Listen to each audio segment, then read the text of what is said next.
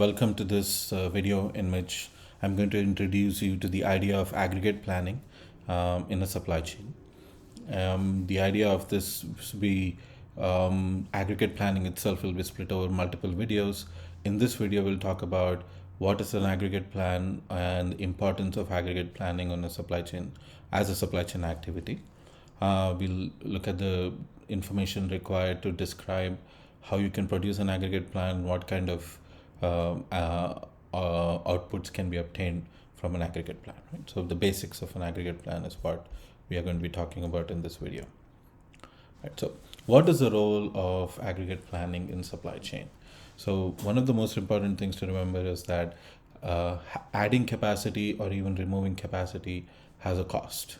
We saw this in capacitated facility location model, where if you open a new factory or even close a factory, sometimes it has a cost, right? So capacity has a cost and lead times are often long, which means that companies have to make plans for what they're going to do in the future based upon guesses that they have made.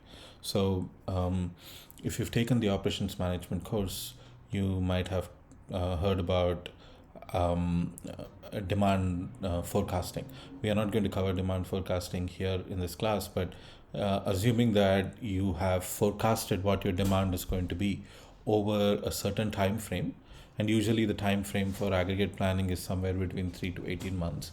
So assuming that you have forecasted demand over a certain amount of time, somewhere between 3 to 18 months, what you can do with an aggregate plan is you can use the aggregate plan and determine what levels of capacity you need, how much producing you're going to do yourself, how much production you're going to do yourself, how much are you going to subcontract out to a different company, what kind of inventory are you going to hold, what kind of stock outs are you going to have, are you going to be less, are there going to be months or weeks where you are not going to be able to satisfy demand, how much excess is it going to have, what kind of pricing do you expect over a period of time. So all of that is going to be part of an aggregate plan. But the most important piece of aggregate planning is the word aggregate itself. So when you're doing an aggregate plan, you're not making an aggregate plan for individual items that you sell. Aggregate planning is done in the aggregate.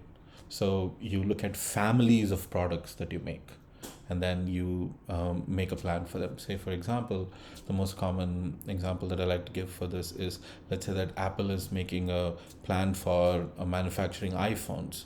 So manufacturing iPhones, the plan for manufacturing an iPhone is an aggregate plan, because there are 4 different types of iPhones that they sell right now, 4 new types of iPhones. They have the iPhone and the iPhone Max, then the iPhone Pro and the iPhone Pro Max. So they have 4 iPhones, plus they sell older models. So if you look at the SKU level, or the SKU, or stock keeping unit, so SKU stands for stock keeping unit. So you're not looking at individual stock keeping unit. So a stock keeping unit for an iPhone would be an iPhone 14 Pro Max in blue with 512 gigabytes of memory, right? So that's a single stock keeping unit. You're not forecasting, you're not making a plan for individual stock keeping units. What you're actually making a plan for is at the aggregate level. So if you're planning to manufacture iPhones for this, for in the medium term, which is between 3 to 18 months, what kind of plan do you need? And for that, you use an aggregate plan, right? So it answers all sorts of questions. How best can a firm use its facilities? And obviously its goal is to maximize profit, coming up with a plan, right? So what we need for an aggregate plan is, we need to start an aggregate plan is we need to identify important operational parameters. How much can we produce ourselves? What is the production rate for our factories? How much subcontracting is allowed? How much subcontracting is available? What kind of workforce do you have? Are you going to hire more people? Are you going to lay them off?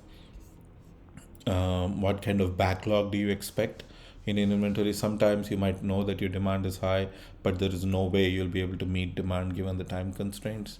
Then do you need any overtime for your employees? Are there any restrictions on that? How much inventory will you have on hand? What is the capacity at the machine level? So All of these are important parameters. Now, a lot of aggregate planning and even supply chain management in general, a lot of the parlance of supply chain management comes from the manufacturing sector. Doesn't mean that the same ideas cannot be applied to the service sector, say working in an office or writing software or something like that. So all of these ideas, they have manufacturing names. That doesn't mean that they only apply to manufacturing settings, right? But we will look at examples that are in manufacturing because they're easier to understand, but we can also apply them in service settings. Now, all supply chain stages should work together to create an aggregate plan that will optimize the supply chain performance. Now, this is difficult because usually different portions of the supply chain are owned by different companies. So it's nice for companies to work together, but they don't always work together. The best way in which companies can work together, especially with aggregate planning, is they can share data about demand. That's the simplest thing you can do, but it's extremely powerful.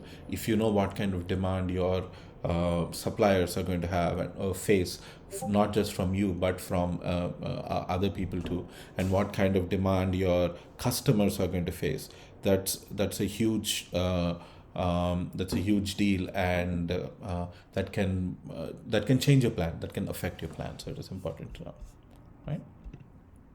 So this is the aggregate planning problem. Given the demand forecast for a period in the planning horizon, whatever that horizon is, 3 to 18 months approximately, determine the production level, the inventory level, and the capacity level for each period so that this maximizes either a single firm or a supply chain's profit over the planning horizon, right? Now, a few things to note is that you have to specify the planning horizon.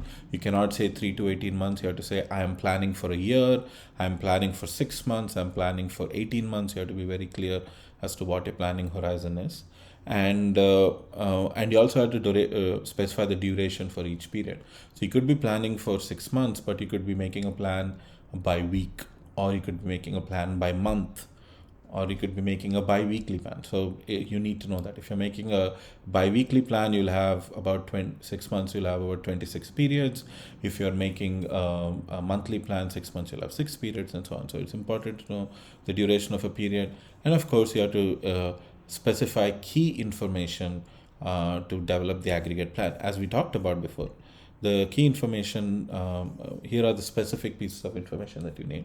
So we always assume that we know the demand forecast. So F sub T, so time period T. So for example, if you are planning for 6 months and you're making a monthly plan, then your time period T will be 1, 2, 3, 4, 5, and 6 for the 6 months. So F1 will be the forecast for the first time period, F2 will be the forecast for the second time period, and so on.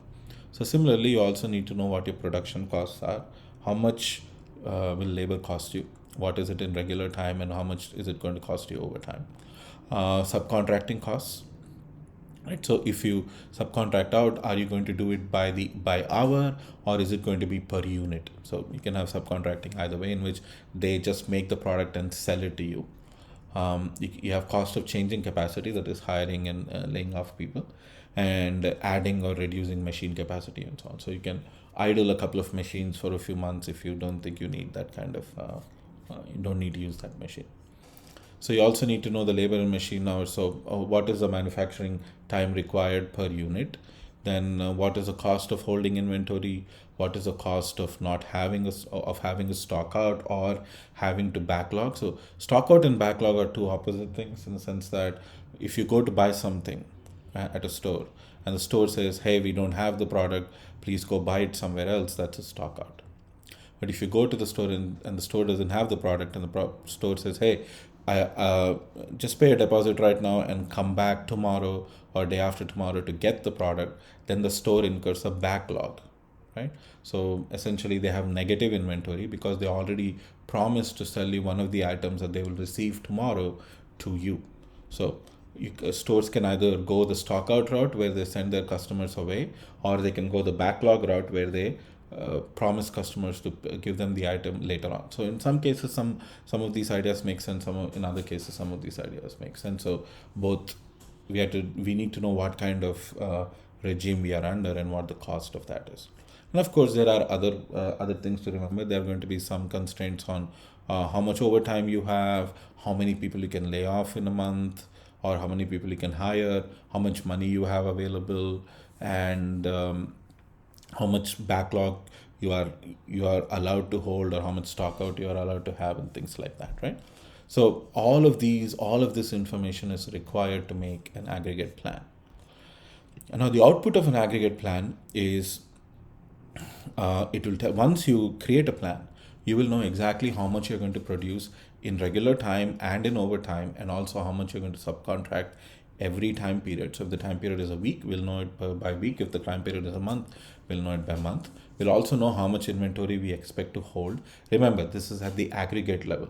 So we'll have an aggregate idea of how much inventory we are going to hold, whether we are going to have backlogs or stockouts, how many people you need to hire or maybe potentially have to lay off, how many machines we are going to keep, how many machines maybe we are going to buy to increase capacity, and so on. And aggregate plans are extremely important, and poor aggregate plans can result in lost sales, lost profits, excess inventory, excess capacity, and all of that. And all of these are extremely expensive. Now, this doesn't mean that companies have to create an aggregate plan. There are companies which don't create aggregate plans, and they plan for everything at the SKU level. For some companies, this works.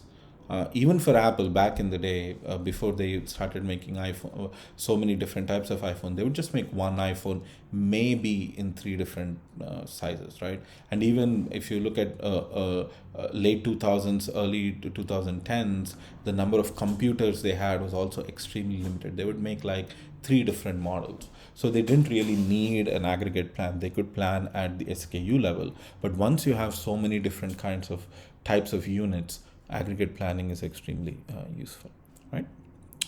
Okay, so what I will do, no, let's continue this. Now, one of the important pieces, you know what, I will break the video here.